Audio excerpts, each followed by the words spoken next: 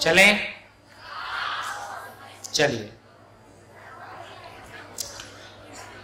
तो ब्रेक के पहले काफ़ी सारी चर्चा हम लोगों ने की और काफ़ी कोर में जाके चर्चा की और कम्युनिकेशन संतोषजनक रहा। ठीक, जितनी चर्चा हमने ब्रेक के पहले अभी की है, लंच के बाद और ब्रेक के पहले, ये थोड़ी सी कोर की चर्चा है और इसमें और जितने विस्तार से करने की ज़रूरत है उतना टाइम भी नहीं है। फिर भी एक बार अपनी रुचि बनेगी तो हम दोबारा देख के देखिए, हमारा ये मानना है, सामान्यतः ये ऑब्जर्वेशन है कि पहला शिविर अपने आप को ट्यून करने में लगता है। पहले शिविर में हमको ये समझ में आता है किस तरह की बात होने वाली है, किस तरीके से बात होने वाली है और वो मेरे काम की कितनी है। पहला शिविर इस बात में चला जाता है। सही अर्थों में समझने की दृष्टि से दूसरा शिविर पहला शिविर बनता है। पहला शिविर ट्यून होने में चला जाता है, अलाइन होने में चला जाता है। फिर भी जैसी आप लोगों से अपेक्षा थी, आपने उससे बढ़िया परफॉर्म किया है। इसको हम समराइज करने की तरफ आगे बढ़ते हैं। देखिए, अब यदि पूरी बात को देखें तो पूरी बात क्या समझ में आई। जैसे जगह जगह सहअस्तित्व शब्द आते, जगह जगह लिखा हुआ आपको दिख जाएगा कि एग्जिस्टेंस इज को एग्जिस्टेंस, अस्तित्व सहअस्तित्व है, अस्तित्व ही सहअस्तित्व है। इसका क्या मतलब समझ में आया? क्या समझ में आया? कौन बोलेगा? माइक, गुड, माइक लो।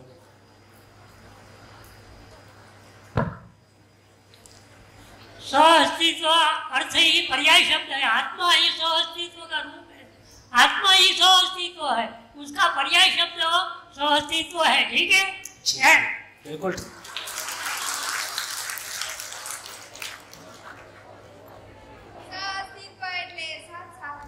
है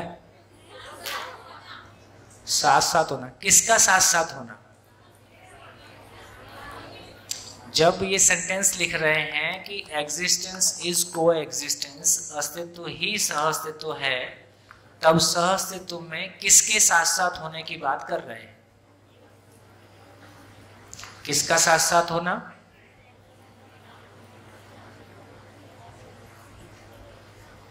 कौन बोलेगा?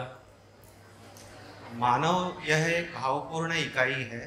अगर पूर्ण खाली स्थान की वजह से हर इकाई अपना आचरण पूर्णता की ओर कर रही है, तो मानव भी इस खाली स्थान की वजह से बिना कोई गलती करे अपने पूर्णत्व की तरफ बढ़ सकता है। इसलिए अस्तित्व को समझने की ज़रूरत है और अस्तित्व के साथ जीने की ज़रूरत है। इसलिए एग्जिस्टेंस ही को एग्जिस्टेंस है। हेलो, उसका व्याख्या ऐसी हो सकती है, पर टेक्निकली बहुत क्लियरली ये कह रहे हैं कि मूल ऊर्जा जिसको हमने खाली स्थान के रूप में पहचाना, खाली स्थान और इकाई साथ साथ है, इसको अलग नहीं किया जा सकता। ये को एग्जिस्टेंस, ये बात पहुंची? मूल ऊर्जा में संपूर्ण इकाइयां ऊर्जित हैं, इसको सहअस्तित्व कहा है। इकाई और ऊर्जा का सहअस्तित्व है। सभी इकाइयां खाली स्थान में हैं, उससे बाहर निकाला नहीं जा सकता है। तो सहअस्तित्व नित्य वर्तमान है, सहअस्तित्व नित्य है, हमेशा है। इकाई का खाली स्थान से वियोग नहीं हो सकता, इकाई को खाली स्थान से बाहर नहीं निकाला जा सकता। तो इकाई खाली स्थान में है, खाली स्थान ऊर्जा है, पूर्ण है, इसलिए पूर्णता के अर्थ में ऊर्जित है। इकाई और व्यापक वस्तु का खाली स्थान का सहअस्तित्व। फिर इसको आगे कितना भी एक्सप्लेन करेंगे, सारा एक्सप्लेन हो जाएगा। चलिए, एक तो ये समझ में आ गया कि जब हम सहअस्तित्व टेक्निकली कह रहे हैं, दर्शन के संदर्भ में कह रहे हैं, तो खाली स्थान और इकाई का सहअस्तित्व। ठीक हो गया? अब आगे बढ़ते हैं। तो इतनी चर्चा के बाद हम कुछ निष्कर्ष की तरफ चलते हैं। निष्कर्ष क्या हुआ? निष्कर्ष ये है निष्कर्ष ये है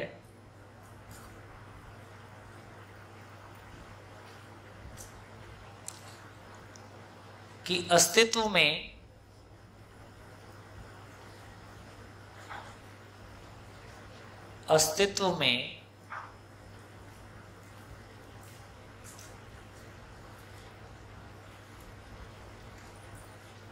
तीन वास्तविकताएं,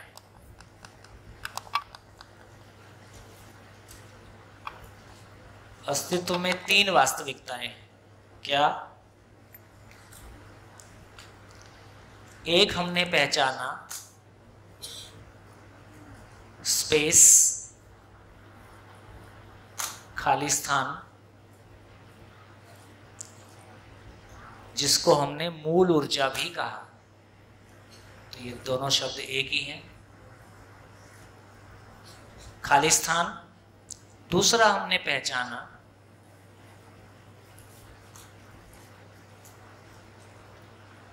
जड़ परमाणु, और तीसरा हमने पहचाना चैतन्य इकाई, जिसको हमने जीवन के रूप में पहचाना। ये एक ही प्रकार की इकाई है, ये 108 प्रकार के परमाणु। तो पूरे ब्रह्मांड में देखें, जहां तक भी फैला हुआ है, तो मूल रूप से तीन वास्तविकताएं हैं। खालिस्तान में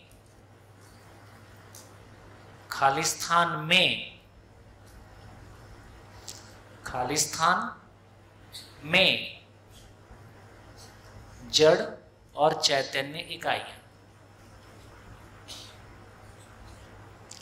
इसको बोला सह अस्तित्व।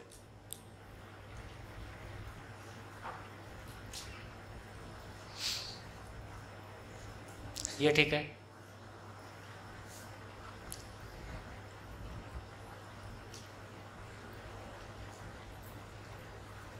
आगे चले। दूसरा, अस्तित्व में तीन क्रियाएं हैं।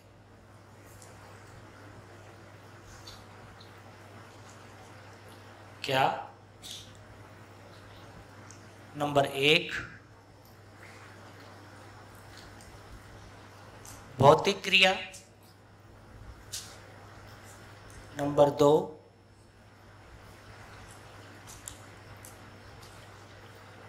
रासायनिक क्रिया,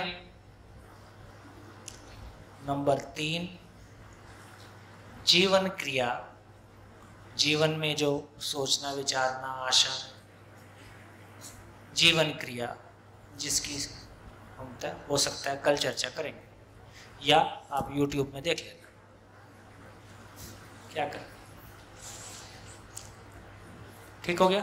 3 क्रिया है, इनमें से 2 तो हम साइंस में पढ़ते ही हैं, है ना? सबका पढ़ा हुआ है, भौतिक क्रिया, रासायनिक क्रिया, फिजिकल केमिकल रिएक्शन। पूरे ब्रह्मांड में देखें 4 वास्तविकताएं हैं।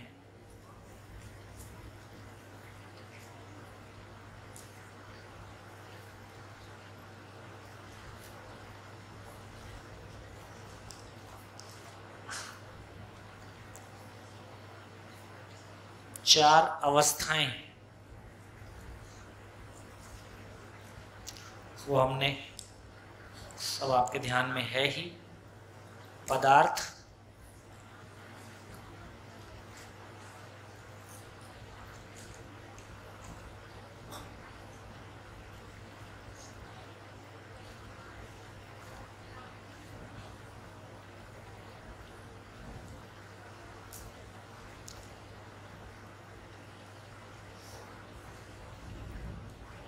ठीक है? देखिए, कुछ चीजें जो कहना शेष रह गया है, मैं उसको एक बार कह दूं। कुछ इंपॉर्टेंट चीजें हैं वो बोल देता हूं, फिर इस पे लौट के आते हैं।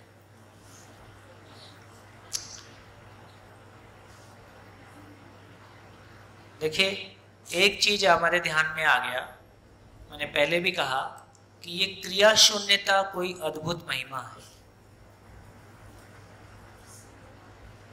क्रिया शून्य, क्रिया शून्यता का मतलब जैसे लेना एक क्रिया है, देना भी एक क्रिया है। तो इसका मतलब यह हुआ कि यदि खाली स्थान क्रिया शून्य है और क्रिया शून्यता को ही हम असीमता के रूप में पहचान रहे हैं, असीमता का मतलब ही है कि क्रिया शून्य है, क्योंकि यदि कोई इकाई क्रिया है तो वो सीमित रहेगा ही। ये जो एक अद्भुत चीज कि उसकी सीमा कहाँ तक है हम नहीं पहचान सकते, उसके मूल में है कि वो क्रिया शून्य है, इसलिए ये संभव है। क्रिया शून्य है इसलिए अखंड है, क्योंकि खंडता अपने आप में क्रिया है, प्रभावित होना अपने आप में क्रिया है, अप्रभावित इसलिए है कि क्रिया शून्य है। ठीक।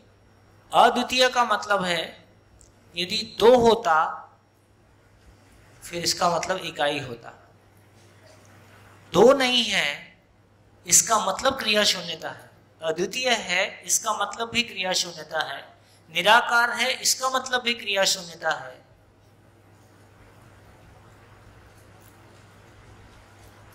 तो ये क्रिया शून्यता कोई अद्भुत बात है। इसलिए हमारे जड़ संसार की एनालॉजी और जड़ संसार के तर्क इधर काम नहीं आते हैं। इसलिए जैसा है ये इसको वैसा समझा जाए। अभी ब्रेक के दौरान एक सज्जन कह रहे थे कि ये कॉस्मिक एनर्जी यही है क्या? तो कॉस्मिक एनर्जी जिसको हिंदी में ब्रह्मांडीय किरणें बोलते हैं, ये वो नहीं है।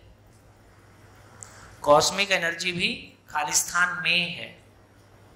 तो कॉस्मिक एनर्जी भी एक तरह से एक तरह का भौतिक प्रभाव है ना। ये भौतिक प्रभाव नहीं है, ये कुछ अलग तरह की महिमा हो गई है ना। तो खालिस्तान एक वास्तविकता है, उसको कह रहे हैं। अब देखो,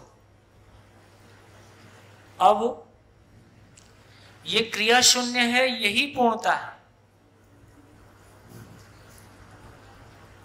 क्योंकि उसमें कुछ कम ज्यादा नहीं हो सकता है। अब यदि ये खालिस्तान क्रिया शून्य है तो इससे कुछ पैदा, जैसे ये सवाल हम कर सकते हैं कि एटम कहां से आया, हम ये सवाल कर सकते हैं कि ये खालिस्तान कहां से आया, ऐसे सवाल हम कर सकते हैं। तो इस पे हमने जितना समय लगाया, इस पे पूरे 1-1.5 दिन का समय लगा सकते हैं और बहुत विस्तार से बात कर सकते थे, लेकिन समय को देखते हुए मैंने इंट्रोड्यूस किया है। आपकी रुचि होगी तो आगे जा ही सकते हैं। तो यदि ये क्रिया शून्य है, इसका मतलब कहां से आया? कहां से आया? आया मतलब क्रिया, आया मतलब क्रिया, इसलिए कहीं से नहीं आया। ठीक। तो इसका मतलब है इसमें आया गया वाला क्वेश्चन ही खत्म हो गया। क्रिया शून्यता का महिमा समझते हैं तो इस पे हमारा ध्यान गया कि इसमें आया गया वाला महिमा लागू ही नहीं होता है। है और है।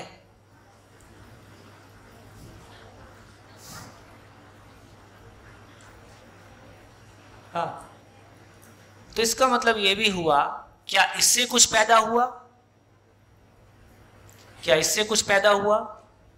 पैदा हुआ मतलब क्रिया। तो ना इससे कुछ पैदा हुआ, ये किसी से पैदा हुआ, ना ये किसी से पैदा हुआ। पैदा होना मतलब क्रिया। तो ना ये कहीं से आया, ना ये कहीं जाएगा, ना कोई चीज इससे पैदा हुआ, ना ये किसी से पैदा हुआ। इससे कम में क्रिया शून्यता को नहीं बोला जा सकता। तो एक चीज फाइनल हो गई कि क्रिया शून्यता रूपी ये व्यापक वस्तु, फैली हुई वस्तु, इसके बारे में हमारे भौतिक तरीके से किए हुए प्रश्न भी गिर जाते हैं, वो भी यहाँ काम नहीं आ रहे हैं। कहाँ से आया, कहाँ जाएगा, इसलिए इसको क्या बोला? अजन्मा, जिसका कोई जन्म नहीं है ना। ऐसे और बहुत सारे शब्द हैं। तो एक क्लैरिटी हमारी बनी कि ये खालिस्तान कि सबसे बड़ी महिमा, सबसे समझने लायक महिमा यही है कि ये क्रिया शून्य है। इस क्रिया शून्यता की अनुभूति ही, इस क्रिया शून्यता को कौन अनुभव करता है? मानव करता है। तो क्रिया शून्यता की अनुभूति ही मानव में नित्य शांत, जो नित्य शांत कहा गया, आगे विस्तार में जाएंगे तो और चर्चा करेंगे तो हमारे ध्यान में आएगा, है ना, कि जो जीवन है उसमें आत्मा नाम की चीज इसको अनुभव करती है। आत्मा नाम की चीज मूल ऊर्जा को अनुभव करती है। तो आत्मा नाम की चीज मूल ऊर्जा को अनुभव करती है, तो वहां पे यह है कि वो नित्य शांत है। मेरा मूल स्वरूप कैसा है? मैं नित्य शांत हूं। रुकिए रुकिए, बैठिए थोड़ा, बैठिए बैठिए बैठिए।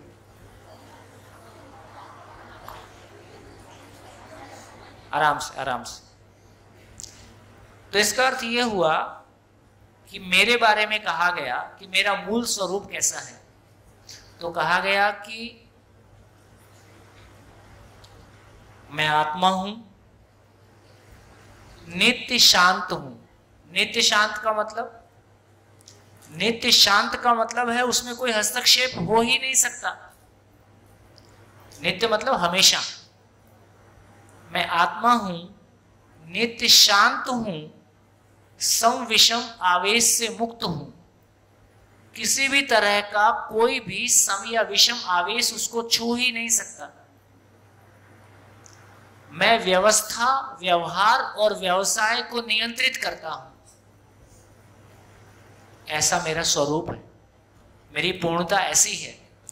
अभी हम व्यवहार को नियंत्रित करते हैं कि व्यवहार हमको नियंत्रित करता है? व्यवहार हमको नियंत्रित करता है। लोग क्या कहेंगे? हम व्यवसाय को नियंत्रित करते हैं कि व्यवसाय हमको नियंत्रित करता है? व्यवसाय हमको नियंत्रित करता है। बाजार में रहना है तो ये करना ही पड़ेगा।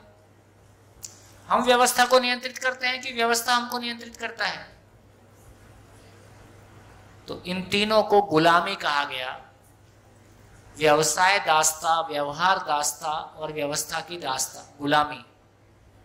इसका मतलब ये हुआ कि मैं अपने अधूरेपन से मुक्त होना चाहता हूं। मैं अपनी पूर्णता को पाना चाहता हूं।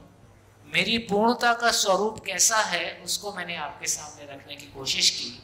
इसका मतलब है ये व्यापक वस्तु, ये मूल ऊर्जा, ये खाली स्थान, ये क्रिया शून्य कोई वस्तु, ये अपने आप में कोई अद्भुत महिमा है। इसमें होने मात्र से सभी इकाइयां अपनी पात्रता अनुसार ऊर्जित हैं, पूर्णता के अर्थ में व्यक्त हैं, गतित हैं, जिसको हम एक निश्चित आचरण के रूप में पहचानते हैं। मानव भी उसी मूल ऊर्जा में ऊर्जित है, लेकिन मानव समझ पूर्वक उस सहअस्तित्व को पहचानता है, उस ऊर्जा की महिमा को पहचानता है, उसमें अनुभूत होता है, तो अपनी पूर्णता को व्यक्त कर पाता है। इतनी मानव की कहानी है। लेकिन इस चर्चा से ये निकल के आ गया कि ना तो खाली स्थान का जन्म हुआ, ना ये कहीं से आया, ना ये कहीं जाएगा, ना इससे कोई पैदा हुआ, ना ये किसी से पैदा हुआ। तो एक मुद्दा खत्म हो गया कि ये कहां से आया। ये क्या खाली स्थान कैसा है? है और है। बाकी सब आया गया, सब खत्म। इसका मतलब एटम कहां से आया? सारी इकाइयां कहां से आई? तो खाली स्थान से नहीं आई, क्योंकि क्रिया शून्य है। खाली स्थान से कुछ नहीं आया। अब तीसरी कोई चीज है नहीं। इसका मतलब इकाइयां भी है और है। इसलिए सहअस्तित्व है और है। सारा झंझट खत्म है ना। खाली स्थान कहां से आया, इकाई कहां से आई, सारा झंझट खत्म। तो पता चला अस्तित्व सहअस्तित्व है, सहअस्तित्व नित्य वर्तमान है, सहअस्तित्व नित्य प्रकटनशील है, चार अवस्थाओं के रूप में प्रकट है। मानव के अलावा सभी इकाइयां अपनी पूर्णता के साथ हैं। मानव को अपनी पूर्णता की प्यास है। शिक्षा पूर्वक मानव अपनी पूर्णता पा जाए तो शिक्षक का जीवन सफल, शिक्षार्थी का जीवन सफल। इतनी कहानी। ठीक। तो धीरे धीरे देखेंगे। तो ये क्लैरिटी हमारी बनी, इतने में हमारी ये क्लैरिटी बनी कि हाँ, जो हमारे कोई मूल प्रश्न थे उनको थोड़ा सा उत्तर मिला कि क्या कहने की कोशिश। फिर से वापस लौटते हैं। तो देखिए, अस्तित्व में 3 वास्तविकताएं हैं, खाली स्थान में ऊर्जित जड़ और चैतन्य इकाइयां। चैतन्य इकाई एक ही प्रकार की है, जड़ 108 प्रकार के परमाणुओं के रूप में हमने पढ़ा है। 3 क्रिया हैं, भौतिक क्रिया, रासायनिक क्रिया और जीवन क्रिया, और 4 अवस्थाओं के रूप में प्रकट है। ये हमने पढ़ा, देखा, समझा। अब लिखना पे ध्यान ना देके केवल बोर्ड पे ध्यान दें। मैं वो कनेक्शन बिठा रहा हूं कि आपको ये समझ में आ जाए कि क्या हो रहा है।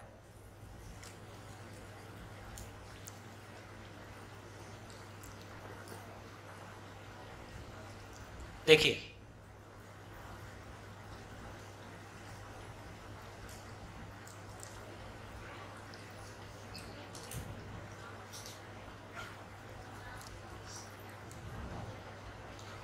मूल ऊर्जा में ऊर्जित जड़ परमाणु भौतिक क्रियावश पदार्थ अवस्था के रूप में प्रकट है। ये ध्यान में आ गया? मूल ऊर्जा में ऊर्जित जड़ परमाणु, है ना, भौतिक क्रिया के फलस्वरूप पदार्थ के रूप में प्रकट है। तो पदार्थ कहां से आया, कैसे आया, ये हमारे ध्यान में आया। भौतिक क्रिया में ऊर्जित जड़ परमाणु रासायनिक क्रिया के कारण प्राण संसार के रूप में प्रकट है। ये ठीक हो गया? मूल ऊर्जा में ऊर्जित, अब ये पशु का शरीर और मानव का शरीर, ये दोनों रासायनिक क्रियावश हो गया, ठीक है, उसको मैं नहीं कर रहा हूं, जीवन की बात कर रहे हैं। मूल ऊर्जा में ऊर्जित चैतन्य इकाई जीवन क्रिया वश वो जीवन पशु शरीर को चलाता है। मूल ऊर्जा में ऊर्जित चैतन्य इकाई अपनी किसी स्थिति में मानव शरीर को चलाता है। सारी physics, chemistry, zoology, botany, astronomy, astrology सब इसी बोर्ड में। तो एक हमको ये समझ में आएगा कि सब चीज कैसे आपस में जुड़ी हुई है ना। पूरी एजुकेशन में हम जो भी कुछ पढ़ रहे हैं वो एक अपने आप में एक कैनवस है, अलग अलग नहीं है। पूरे अस्तित्व में कहीं अलग से मिलती है, फिजिक्स अलग, केमिस्ट्री अलग, है ना। हम उसको अलग अलग किताब में पढ़ते हैं ताकि वो आपस में जुड़ पाए। तो ये हमारे ध्यान में आ गया। ये ठीक हो गया? ठीक हो गया? पहुंच गया आप तक? चलिए आगे बढ़ते। अब आगे देखिए,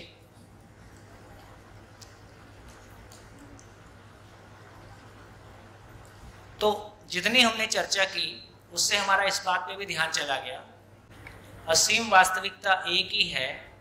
असीम खाली स्थान और जीवन के सह अस्तित्व में व्यक्त प्रभाव कल्पना है। कल्पना भी असीम है, विचार भी असीम है। और कल्पना को हम किसी वस्तु को पहचानते हैं, भव को पहचानते हैं, तो उसका नाम भाव है। भाव भी असीम है। ये भाव भी हमारे लिए सुखदायी है। इसी को हम सुख के रूप में पहचान रहे हैं। ये बात पहुंच गई?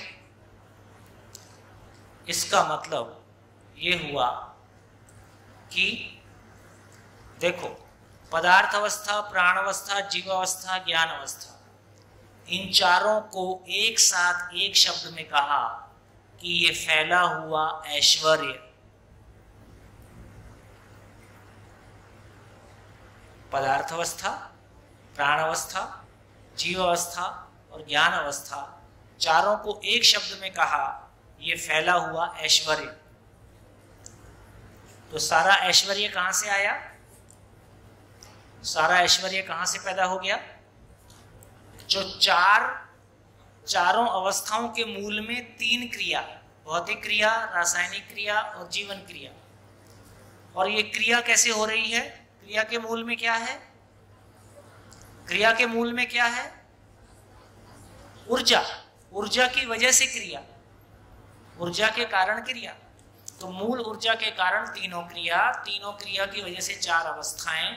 तो संपूर्ण ऐश्वर्य का संपूर्ण ऐश्वर्य का आधार 3 क्रियाएं, तीनों क्रियाओं का आधार मूल ऊर्जा, तो संपूर्ण ऐश्वर्य का आधार है, इसलिए संपूर्ण ऐश्वर्य का आधार है, इसलिए खाली स्थान का एक नाम ईश्वर।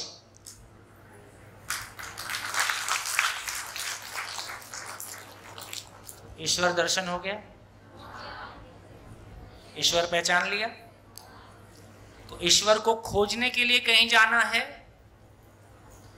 या मैं ईश्वर में हूं और उससे बाहर निकलने का भी कोई रास्ता मेरे पास नहीं है।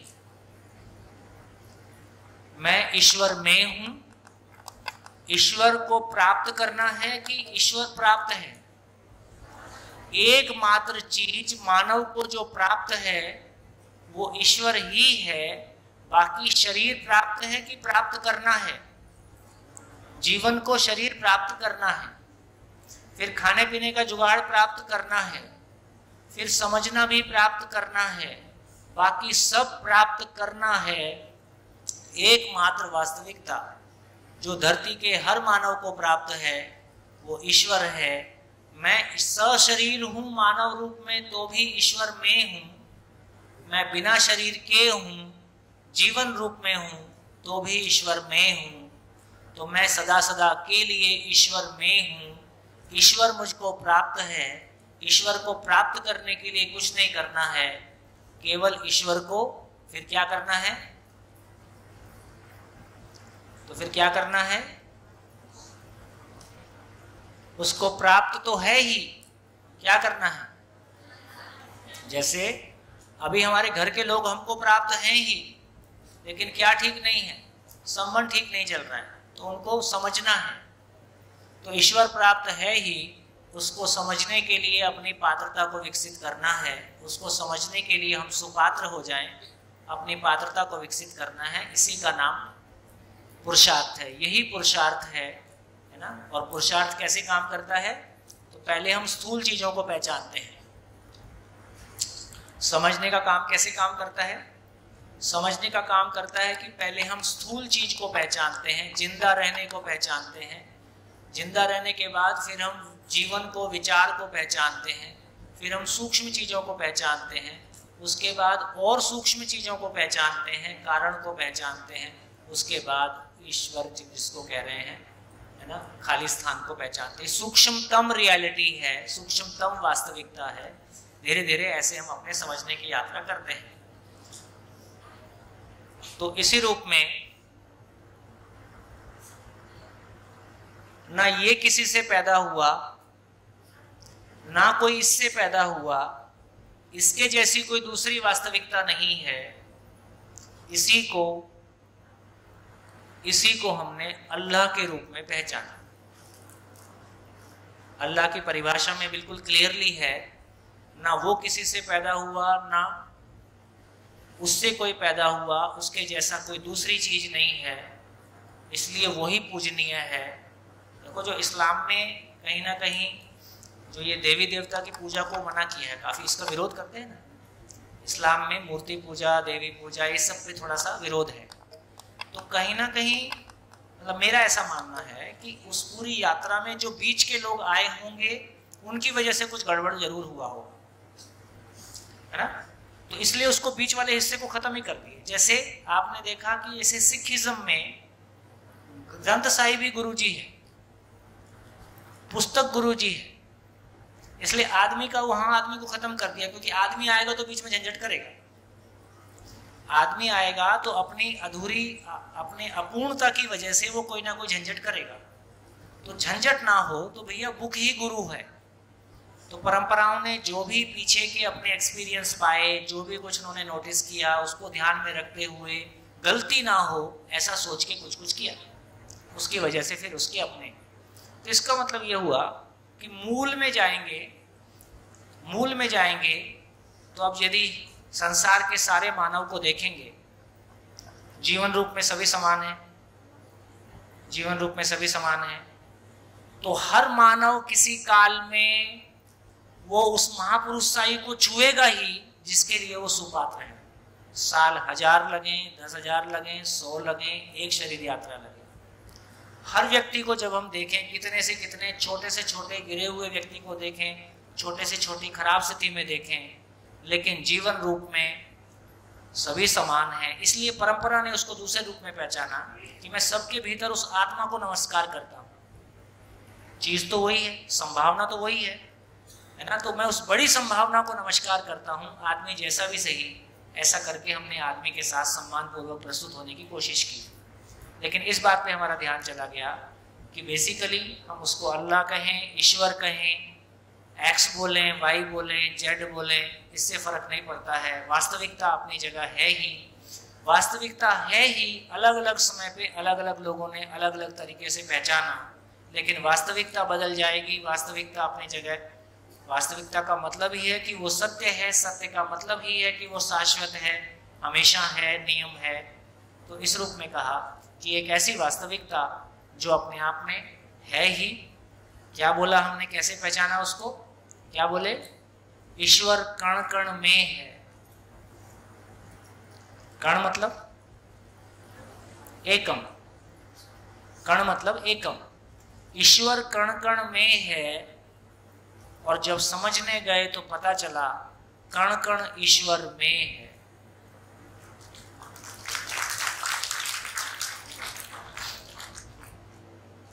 एक ईशावास्य उपनिषद है।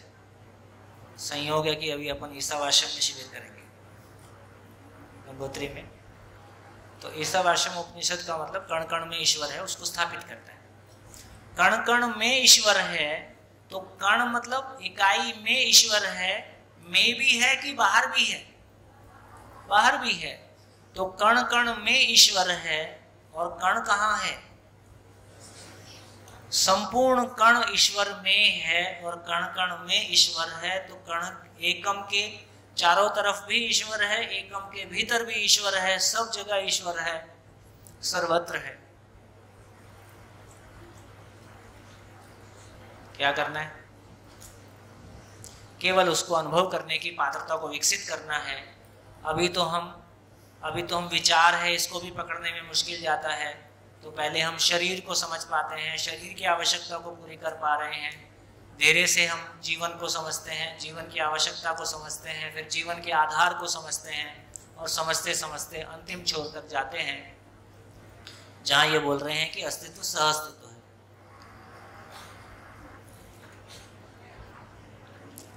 तो क्या समझ में आया? कहाँ पहुंचे? तो पता चला कि, और देखो, ईश्वर अल्लाह तेरो नाम, इसका मतलब भगवान कौन है?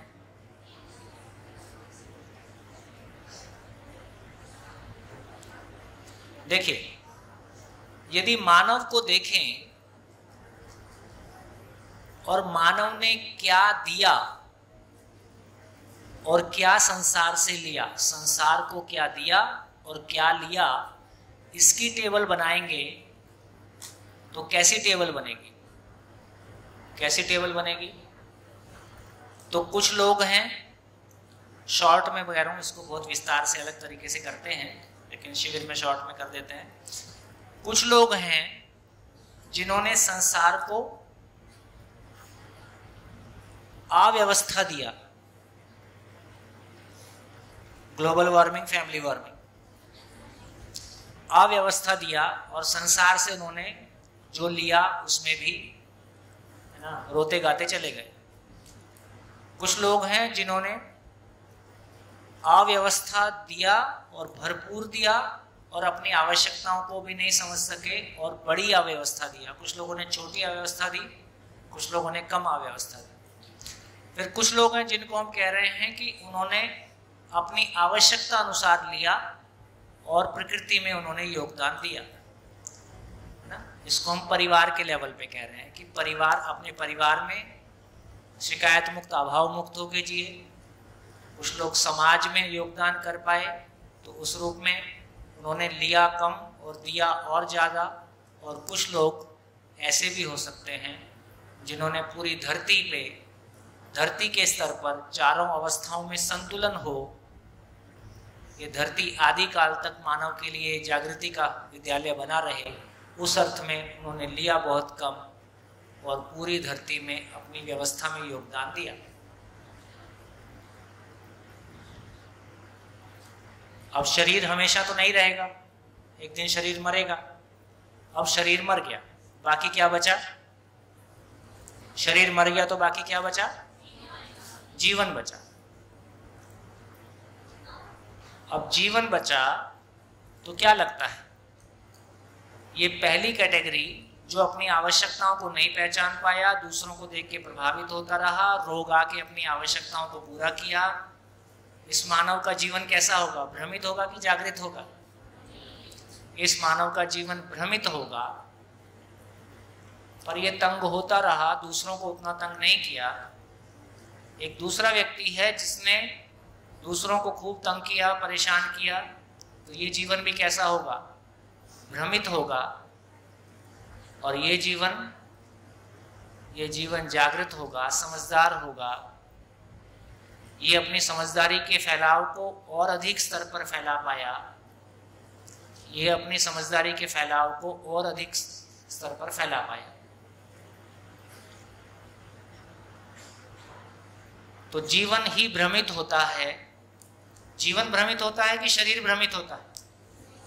जीवन ही भ्रमित होता है और जीवन ही समझदार होता है। माध्यम शरीर है, मानव रूप में हम अपनी समझदारी को पाते हैं। तो इस रूप में जीवन ही भ्रमित होता है, जीवन ही जागृत होता है। और सूत्र क्या है? जो जिसके पास है वह उसको बांटेगा। तो भ्रमित आदमी क्या बांटेगा? दुखी आदमी क्या बांटेगा? दुख बांटेगा। तो इसका मतलब है जब एक मानव अपने स्तर पे दुखी रहता है और दूसरों के साथ कम गलत करता है, उसको, इन दोनों को वैसे मूल में कहा जीव चेतना। ये दोनों ही जीव चेतना है। भाषा के रूप में इसको दिया पशु मानव और इसको बोले राक्षस मानव। सबको तंग करता है, ठीक? आप बताइए। हाँ, ये घड़ी गलत चल रही ना, है? पीछे में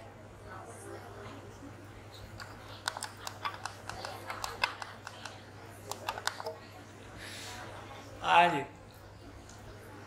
तो बताइए कितने लोग भूत प्रेत देखना चाहते हैं? Very good. तो कृपया आईना देखें।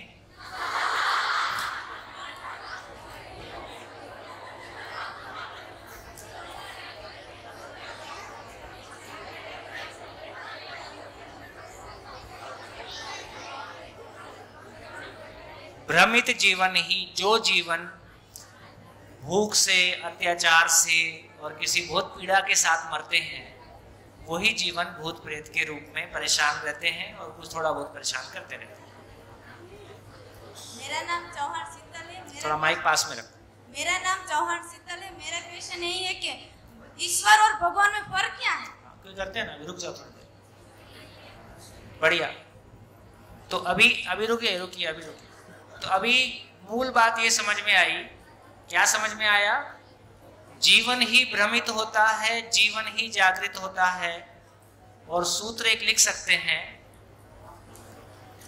जीवन में भ्रम होता है, मानव में आवेश के रूप में व्यक्त होता है।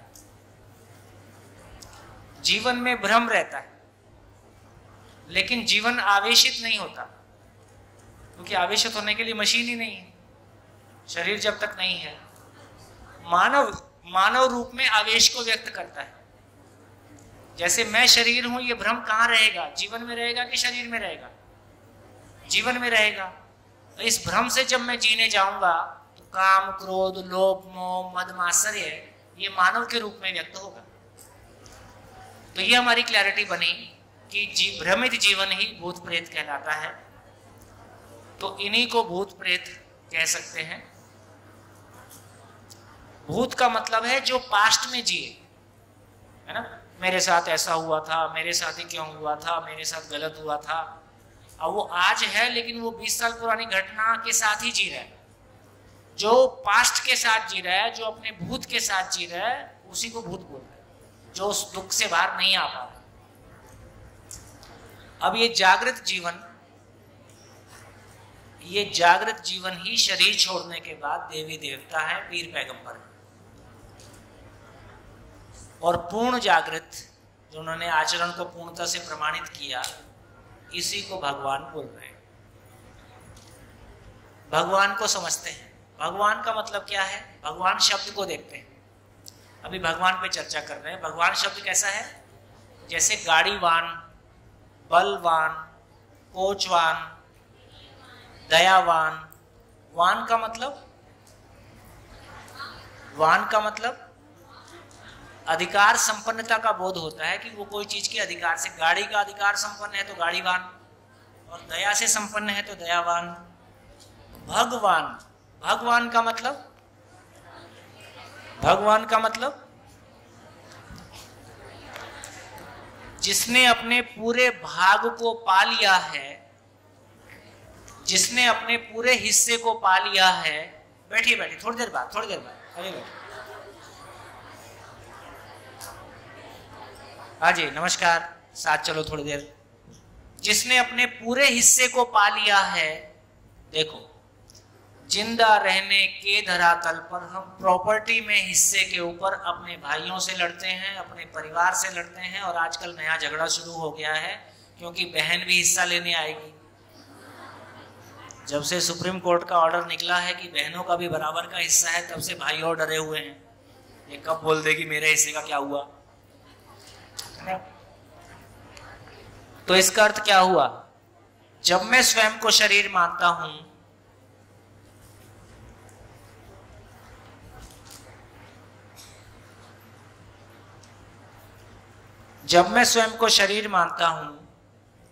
तो जमीन में हिस्सा, प्रॉपर्टी में हिस्सा, पैसे का हिस्सा, मैं जड़ संसार में अपने हिस्से को हिस्सा मानता हूं, जड़ संसार को उपलब्धि मानता हूं। ये हमको समझ में आता है। जब मैं जीने के धरातल पर होता हूं, मानव के रूप में अपने आप को पहचानता हूं, तो मेरा हिस्सा क्या होगा? तब मेरा हिस्सा क्या होगा? मानव और पशु में क्या अंतर है? समझने की क्षमता। तो मानव और पशु में समझने की क्षमता का ही अंतर है। तो एक मानव अपनी समझ का पूरी तरह से इस्तेमाल कर पाया। क्या कर पाया? संपूर्ण को समझ पाया। तो संपूर्ण को समझ पाया और संपूर्ण को व्यक्त कर पाया। संपूर्ण को समझकर व्यक्त करने में समर्थ इकाई का नाम व्यक्ति है। व्यक्ति शब्द कहां से आया? संपूर्ण को समझकर व्यक्त करने में समर्थ है। संपूर्ण को समझकर व्यक्त करने में समर्थ है, इसका नाम व्यक्ति। संपूर्ण को समझकर प्रमाणित करने में समर्थ है। उसने अपने पूरे भाग को पा लिया, पूरी समझ को पा लिया, पूरी समझ को पाकर उसके अनुरूप अपनी उपयोगिता को सिद्ध किया, है ना। जिसने अपने पूरे भाग को पा लिया, अपनी पूरी उपयोगिता को सिद्ध कर दिया, उसको हम भगवान कह रहे हैं, है ना। गाने में क्या बोला? ईश्वर अल्लाह तेरो नाम। इसका मतलब भगवान कौन है? जो ईश्वर अल्लाह को समझ लिया, उसका नाम भगवान है। ईश्वर अल्लाह को जिसने समझ लिया, अस्तित्व को समझ लिया, और मानव में समाधान, परिवार में समृद्धि, समाज में अभय, प्रकृति में सह अस्तित्व को प्रमाणित किया, उसका नाम भगवान। तो हम सभी भावी भगवान हैं, है कि नहीं है? हाँ, चलोगे तो उधर ही जाओगे। तो हम सभी अपने जीने को प्रमाणित कर सकें, अपने जीने को पा सकें, इसका नाम भगवान है। तो अभी क्या क्लियर हो गया? भूत प्रेत क्लियर हुआ, देवी देवता क्लियर हुआ। देवी देवता का मतलब है देने वाला देवता है। तो जो लोग समझ के जी पाए और दूसरों की जिंदगी में योगदान दे पाए, उन्हीं को किसी एक स्तर के बाद हम देवी देवता के रूप में पहचानते हैं। और जिनका काम ही पूरा हो गया, उसको हम भगवान के रूप में पहचानते हैं। अब बताओ, कुछ शेष है तो? अब कोई प्रश्न है तो बोलो।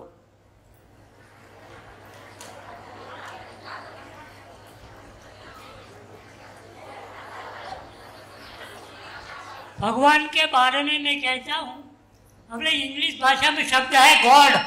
गॉड का अर्थ है, वो आपने पहले कहा हुआ है, क्या हुआ आपने ना, बताया। फिर बता दूं। गॉड है पहला अर्थ जनरेशन, जगत का उत्पत्ति का कारण है। सारे जग जहाँ उत्पत्ति ब्रह्म ही जगत का उत्पत्ति का कारण है। पहला है वो ऑपरेटर, जहाँ जगत का संचालन करता ऑपरेटर, और डिस्ट्रॉय नाश करता वही शंकर है, वो त्रिदेवता है, वो सारे जगत का संचालन करता है। अब ये सारी बात समझ के पता चला ऐसा नहीं है ना। ये पुराना टेप रिकॉर्डर बज रहा है, नया टेप रिकॉर्डर ऐसा है कि अब ये समझ में आया। देखो बहुत कीमती बात है, बहुत ध्यान से सुनने लायक बात है। अब ये कितने लोगों के ध्यान में चला गया कि ईश्वर क्रिया शून्य है? कितने लोगों के ध्यान में आ गया कि ईश्वर क्रिया शून्य है? हाथ उठाइए। यदि ईश्वर क्रिया शून्य है, इसका मतलब वो किसी को चलाएगा, क्योंकि चलाना क्रिया है। तो ईश्वर सबको चलाता है या ईश्वर में सब कुछ चलता है? ईश्वर किसी को बनाता है कि ईश्वर में सब कुछ बनता है? तो ईश्वर किसी को चलाता नहीं है, ईश्वर किसी को बनाता नहीं है, क्योंकि क्रिया शून्य है। एक ऐसी महिमा जिसमें होने मात्र से, देखो वही महिमा आदमी के पास भी आती है। कैसे? एक पूरी तरह से समझा हुआ व्यक्ति, जैसे हम लोग रूटीन जिंदगी में क्या करते हैं, कभी हम कपड़ों से दूसरे को प्रभावित करते हैं, कभी पद से प्रभावित करते हैं, कभी धन से प्रभावित करते हैं, कभी शरीर से प्रभावित करते हैं। जो जिसके पास है वह उसको बांटेगा। जो जैसे प्रभावित है, जिससे प्रभावित है, उससे दूसरों को प्रभावित करने की कोशिश करेगा। एक पूर्ण ज्ञान संपन्न व्यक्ति कैसा होगा? एक पूर्ण ज्ञान संपन्न व्यक्ति दूसरों को प्रभावित करता है या उसके होने मात्र से लोग प्रभावित होते हैं? वो किसी को चलाता है या उसके ज्ञान की रोशनी में सब अपने आप चलते हैं? तो धीरे से हमारा ध्यान इस बात पे जाता है कि ईश्वर तो बहुत आगे की बात हो गई। यदि सही अर्थों में ज्ञान संपन्न व्यक्ति है, ना वो किसी को चलाता है, ना वो किसी को नियंत्रित करता है ना, जो समझना चाहता है उसके लिए उपलब्ध है। वो समझने मात्र से सामने वाला स्व अनुशासित होता है। तो ईश्वर किसी को चलाता नहीं, ईश्वर किसी को बनाता नहीं, ईश्वर किसी पे शासन करता नहीं, है ना। तो ईश्वर में तो सृष्टि को किसने बनाया? सृष्टि को किसने बनाया? स्वयंस्फूर्त ईश्वरीय महिमा में होने मात्र से स्वयंस्फूर्त घटना है। स्वयंस्फूर्त विधि से, स्वयंस्फूर्त के लिए क्या शब्द है गुजराती में? स्वयंस्फूर्ति है, स्वयंभू। हाँ, स्वयंभू, स्वयंभू पता नहीं उधर, स्वयं मतलब प्रकटन है। इसलिए सृष्टि का निर्माण नहीं है, सृष्टि में प्रकटन है। प्रकटन का मतलब मूल ऊर्जा में होने मात्र से हर इकाई अपनी पात्रता अनुसार ऊर्जित है, पूर्णता के अर्थ में गतित है। ये पूर्णता के अर्थ में गतित होना, ऊर्जित होना, एक परमाणु अंश दूसरे परमाणु अंश से मिलके एटम बनाता है, एटम एटम से मिलके मॉलिक्यूल बनाता है। तो ईश्वर ने सृष्टि को रचा या ईश्वर में सृष्टि रचित है। ईश्वर में सृष्टि रचित है, ईश्वर ने बनाया नहीं, ईश्वर में बना है। ईश्वर से सब कुछ पैदा हुआ नहीं, ईश्वर में सब कुछ पैदा हुआ। से और में का अंतर है, से और में का अंतर है ना। तो ईश्वर किसी पे शासन नहीं करता, ईश्वर में होने मात्र से मानव स्व अनुशासित होता है। ईश्वर को समझने मात्र से मानव स्व अनुशासित होता है। तो बहुत सारी कल्पनाएं जो हमने डराने की, है ना। अब ईश्वर चलाता है, उसके प्रतिनिधि गुरुजी आ गए, अब वो सबको चलाएंगे, उसके प्रतिनिधि सरकार आ गई, अब वो सबको चलाएगी। इस तरह से फिर माँ बाप बच्चों को चलाएंगे। धीरे धीरे सारा शासन अपने आप उखड़ रहा है। इधर बच्चों ने बगावत कर दी है, उधर संस्था में लोगों ने बगावत कर दी है, उधर जनता ने बगावत कर दी है। तो पूरा जनमानस ये कह रहा है कि कोई किसी को नहीं चलाएगा, समझ पूर्वक हर व्यक्ति चलेगा। तो दूसरों को चलाना है कि हमको चलना है? दूसरों पे शासन करना है कि स्वानुशासन पूर्वक जीना है? दूसरों को नियंत्रित करना है कि स्व नियंत्रण पूर्वक जीना है? जय हो, मंगल हो, कल्याण हो। हाँ बेटा बोलो। सब लोग कहते हैं ईश्वर अल्लाह, लेकिन हम सब कहते हैं कि सबका मालिक एक। हाँ, तो वो मालिक, अब ये समझ में आया कि सबका मालिक एक का इतना ही मतलब है सब कोई उसी ऊर्जा में ऊर्जित हैं, नियंत्रित हैं, संरक्षित हैं। इस अर्थ में हम मालिक एक कहना चाहें, कह लें, मालिक जैसा मामला है नहीं, है ना। लेकिन हमारा भाव को समझेंगे तो ऐसा बोल लें, कोई बुराई नहीं है। सभी एक बोलना भी मुश्किल है क्योंकि वो असीम है। तो ये कह रहे हैं कि सभी इकाइयां एक ही ऊर्जा में ऊर्जित हैं। देखो, जैसे एक माँ से 2 बच्चे पैदा होते हैं, जिंदगी भर एक माँ से 2 बच्चे पैदा होते हैं, जिंदगी भर झगड़ा करें तो भी भाई भाई ही कहलाते हैं। ठीक हो गया। वो तो एक माँ के गर्भ से बाहर भी आ गए। ये पूरी सृष्टि एक बड़ी माँ के गर्भ में है। ये पूरी सृष्टि खाली स्थान रूपी बड़ी माँ के गर्भ में है। इसलिए हम सब आपस में कौन हैं? सृष्टि का जर्रा जर्रा। इसलिए आपस में हमारा संबंध है क्योंकि हम एक माँ के गर्भ में हैं, हम एक ईश्वर में हैं, हम एक अल्लाह में हैं। इसलिए हमारा आपस का संबंध है। इसलिए पूरे विश्व में कहीं भी किसी पे अत्याचार हो, हमको खराब लगता है कि नहीं लगता है? लगता है, क्योंकि हमारा कोई संबंध है। संबंध ना होता तो हमको खराब क्यों लगता? इसका मतलब है सृष्टि की हर इकाई का, सृष्टि के हर मानव का दूसरे मानव के साथ संबंध है ही, सृष्टि के साथ संबंध है ही, क्योंकि हम एक माँ के गर्भ में हैं ही और उससे बाहर निकलने का भी कोई रास्ता हमारे पास नहीं है।